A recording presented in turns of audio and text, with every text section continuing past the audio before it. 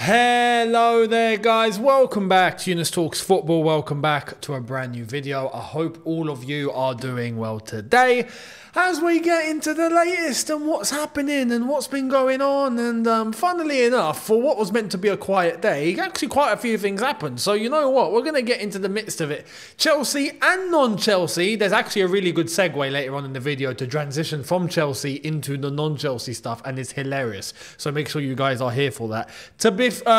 Before we start, make sure to be here for all the content as it drops, including the preview for Crystal Palace versus Chelsea, which will be dropping on Sunday because we play on Monday. Make sure that you are hitting the subscribe button, hit the notification bell to be notified once I've uploaded. Much appreciated. Let's get started with Lavia.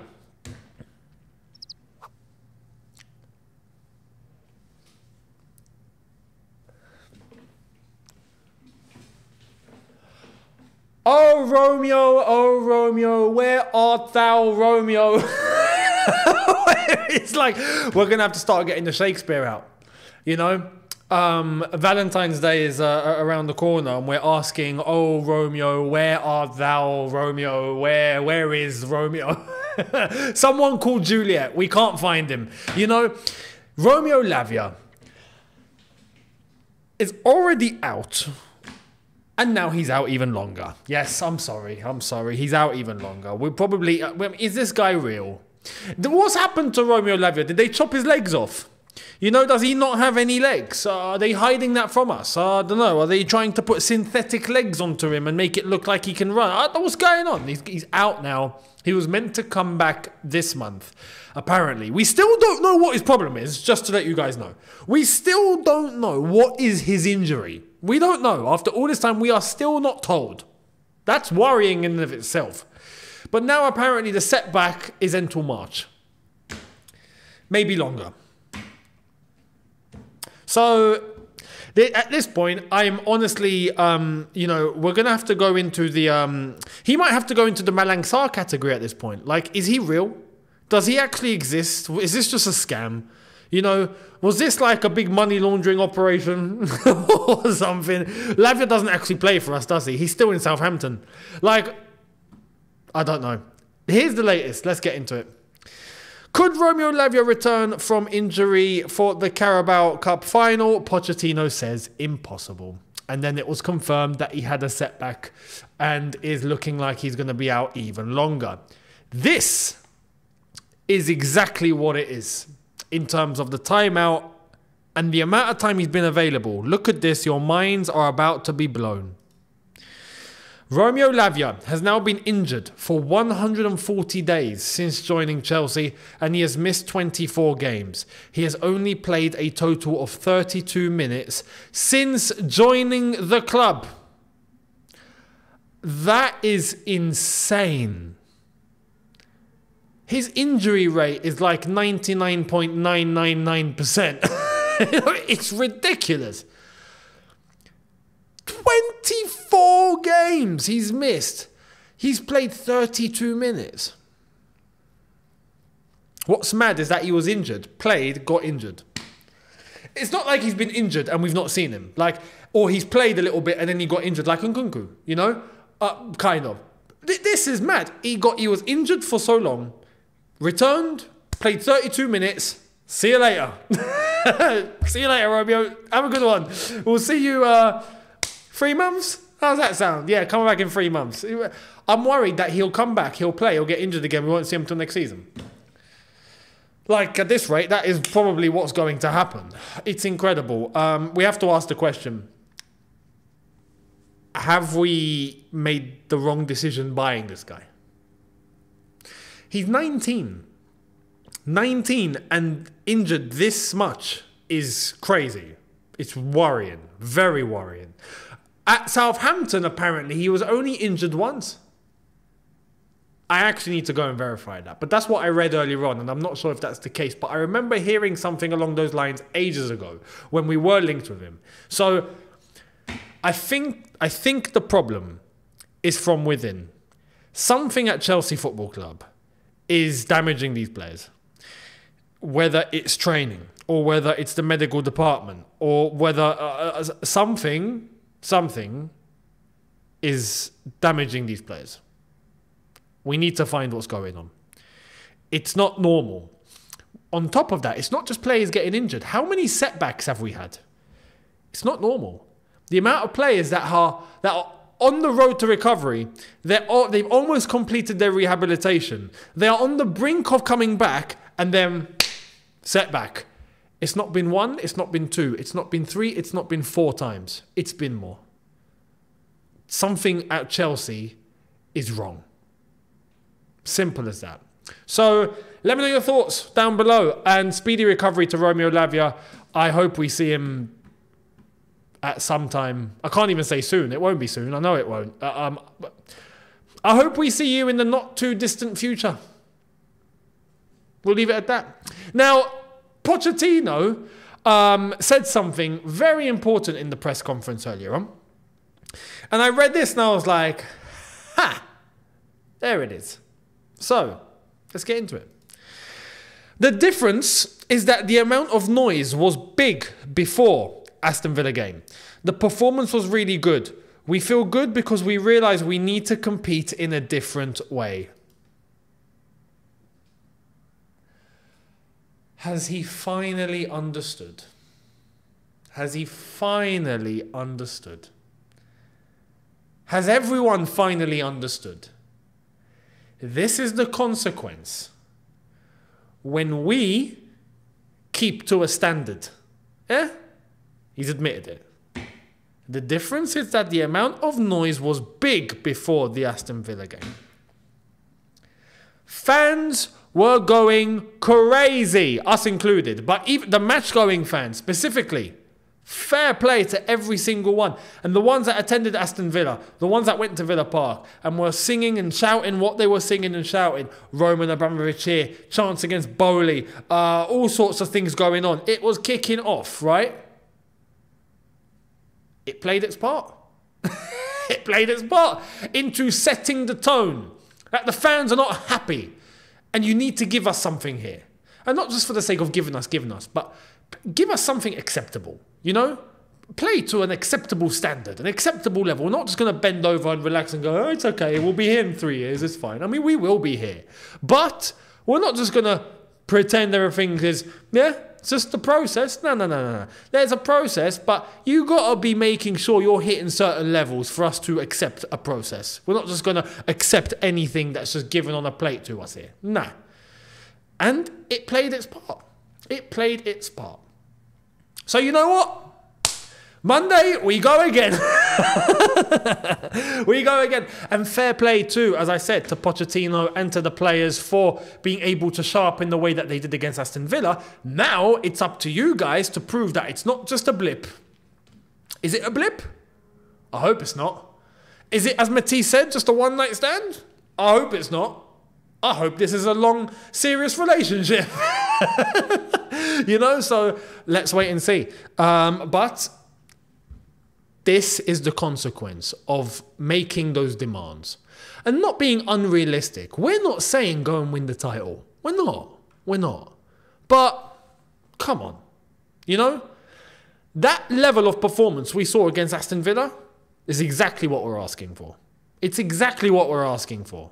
This time though, week by week, please, especially on 1 game a week, we expect it every week. And then there is going to be the odd game that we lose. Of course, that's normal. That's normal. I will be honest. For example, we play against Man City at the Etihad. I don't think that's going to be a good day. I don't expect it to. But games like Selhurst Park, Crystal Palace on Monday, nah, come on. Aston Villa, we showed up in a way that I didn't expect we would. So, fair play. Brilliant. But it plays its part. So, message to everyone, keep your standards high. If you keep your standards high, players do the same. They push and they chase what they are very unlikely to achieve, but by doing so, they do achieve something that becomes acceptable. So always keep yourself looking high. In whatever you do, not just Chelsea and football, in whatever you do that you're watching right now, whatever you do, make sure you aim high for yourselves. It's important, believe me. This is the segue that we're going to take. away from Chelsea to the non-Chelsea stuff, which is still kind of Chelsea related, and you're about to have a giggle. So let's have a little laugh. Sorry, Barca.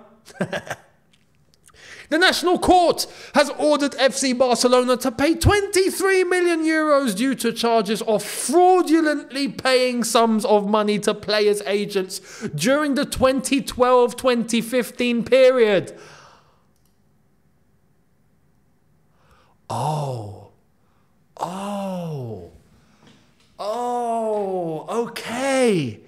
Okay, so there's a bit of bribery going on, yeah? A little bit of, here's an envelope.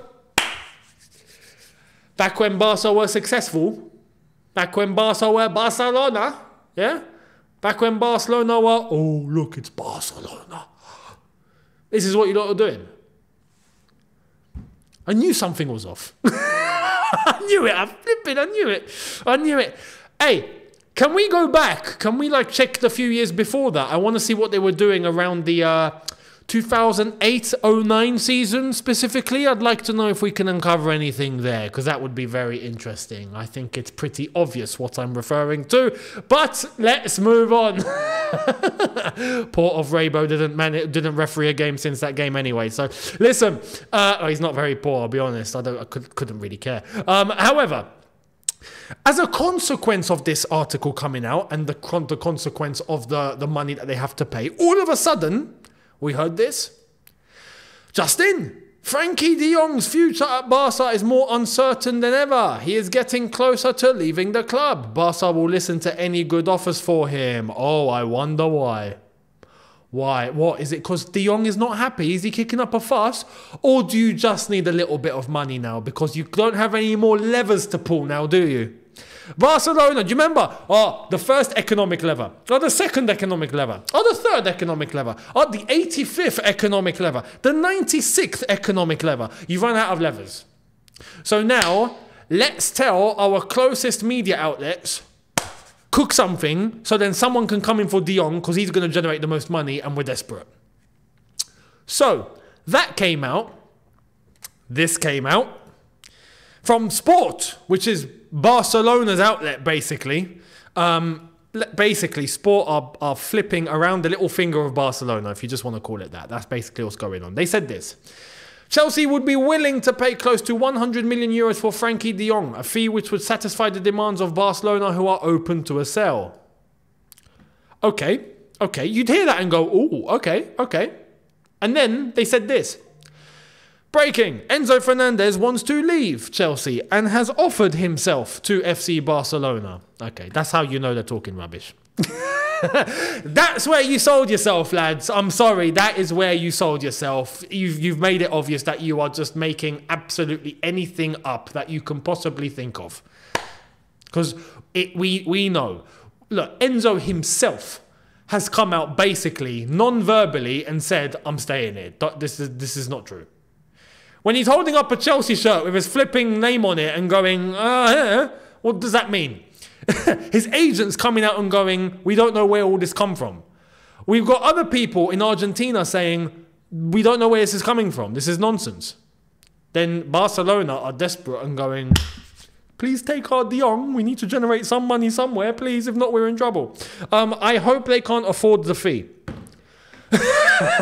Respectfully, I hope Barcelona cannot afford to pay 23 million euros. I hope they can't afford it, because then it's going to be even further punishment. If you can't pay that to the law, good luck, Barcelona. I don't know, sell the new camp. Do something. Because this was coming. This was coming. For Barcelona, this was coming. All those years. UEFA Lona and all of that. All those... Karma. You see, it's not karma. It's not karma. No. Replace karma with karma. It is karma. It's karma, mate. What goes around comes around. Love it. I feel good today.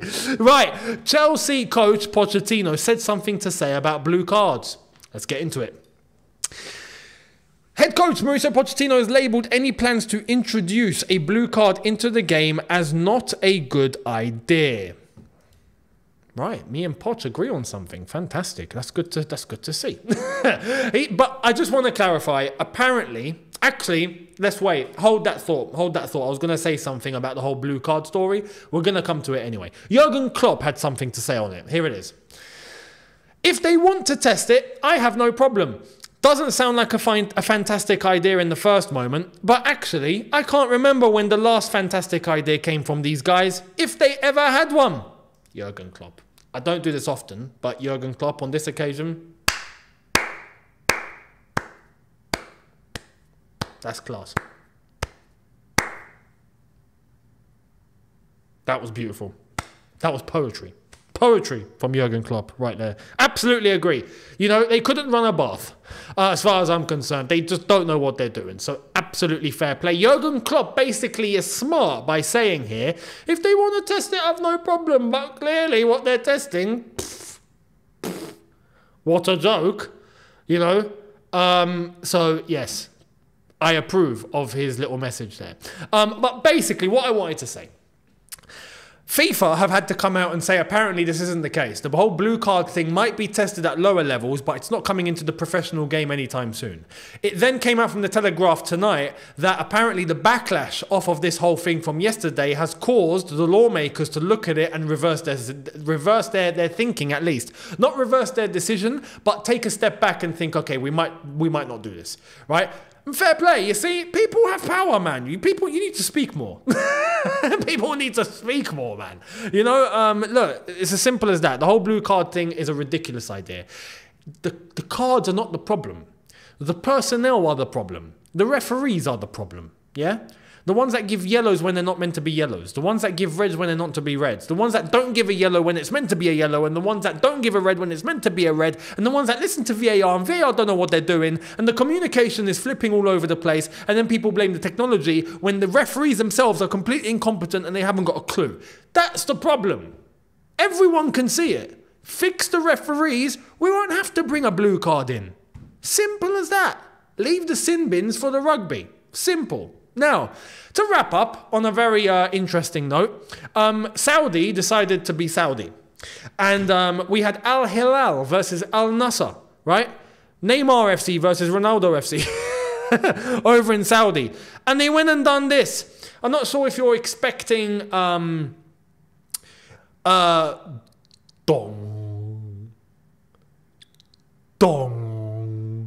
No? Well, you're going to get one.